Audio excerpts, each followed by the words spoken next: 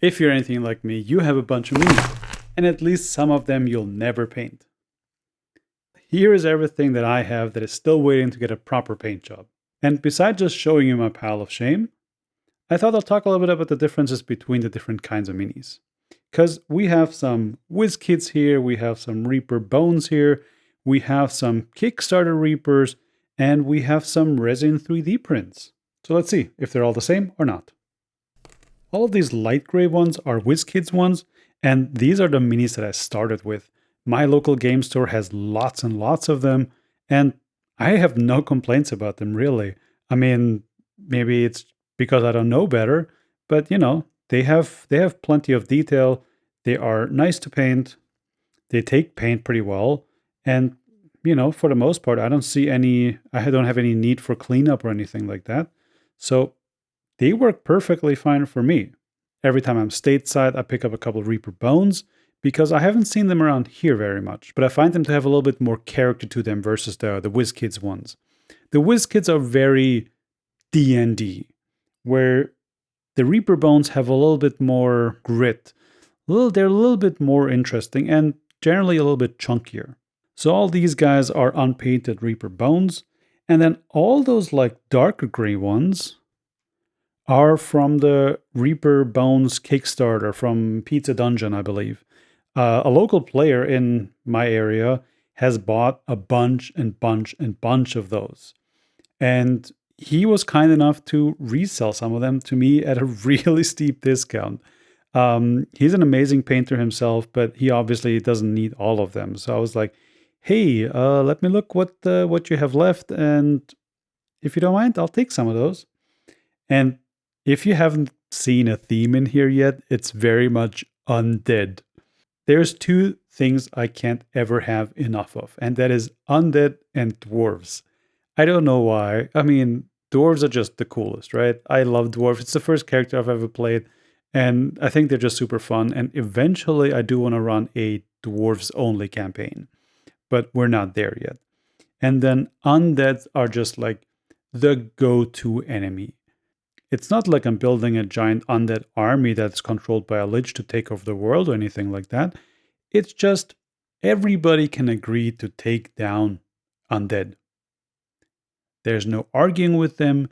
They're just shaking bones or ghosts or whatever, but you don't want them in your house. And so your party plays exterminator and everybody's happy. And it doesn't matter what kind of campaign you're running, you can always throw in a couple of skeletons, ghosts, or zombies, whatever suits your needs. Part of that were also all these pumpkin Halloweeny kind of themed guys. And this one, so I've actually painted this a little bit. And that's the classic technique of just like a dark base coat and then a lighter base coat from the top to give it a little bit of shading. And that was really cool for the Ravenlofty kind of campaign I ran through last year.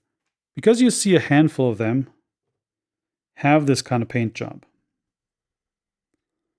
And that just gives it a little bit of character, a little bit more dimension.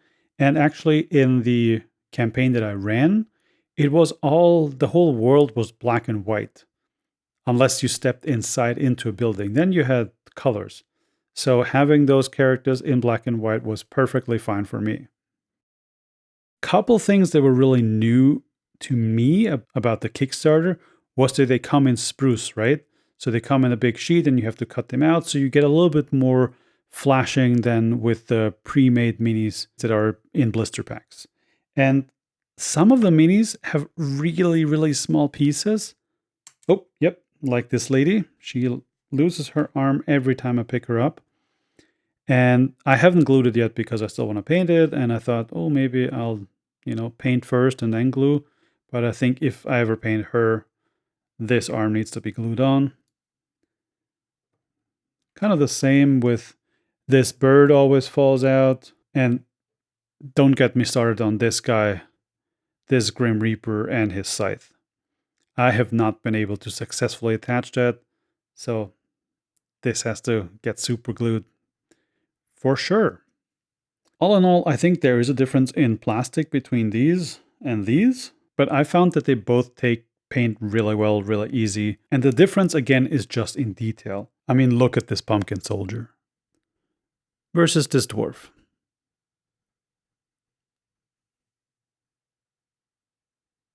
And then last but not least are 3D printed ones.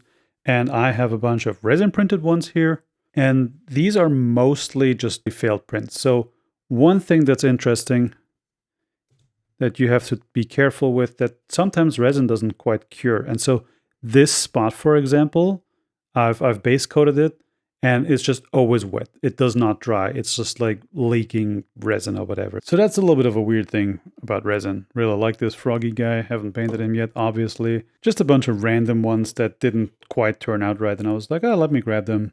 Maybe I'll paint them. Maybe I'll practice a little bit of painting on them, different techniques. Well, yeah, this is everything that I have right now. And it's quite a bit. It's probably, I'm sure you have a lot more, especially if you've been playing for a while. But I've recently seen a bunch of the Army Painter speed paints and how amazing they are, or how quickly you can actually paint some. So I don't know, maybe I pick up a set of these paints and paint all of them in a day. What do you think about that? Let me know in the comments down below. And with that, I'll talk to you tomorrow.